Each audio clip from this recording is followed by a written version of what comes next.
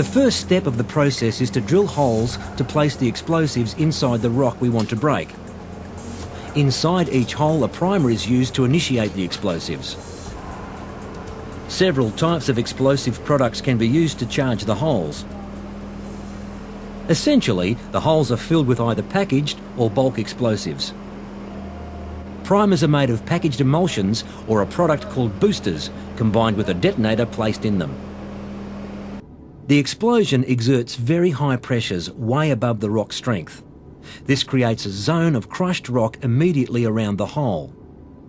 The explosion also generates a shock wave which starts the cracking process.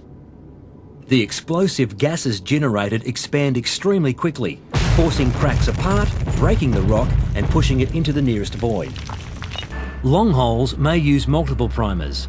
They are typically placed at the toe of the blast hole and then at predefined intervals as determined by the drill and blast engineer. Feed it down about 10 metres.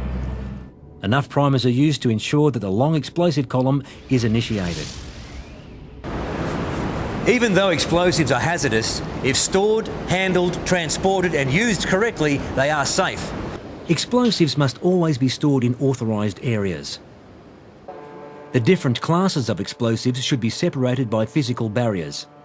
For example, the detonator must not be stored with the boosters, packaged or bulk explosives. It is a good practice to display the storage rules inside the magazines, and only authorised personnel will have access to the explosives. Similar rules apply to the movement of explosives. They can only be transported in approved vehicles driven by competent and authorised persons. Blasting is part of everyday life in a mine, and each site has specific procedures for firing. You should be aware of these procedures. A safety requirement to all sites is that everyone needs to stay clear of the area affected by the firing. There will be barricades and signage to inform you. Employees must be in a designated safe area during the firing. Well, the tag board is for safety. It lets us know who's actually in the working parts of the mine. So if there's anybody left in the mine, we don't fire. 3, 2, 1.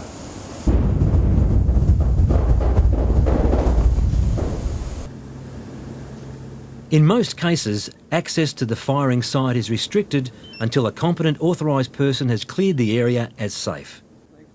There are three main hazards to be aware of after a firing: the fumes, the possibility of misfires, and changes to ground conditions that could make the area unstable.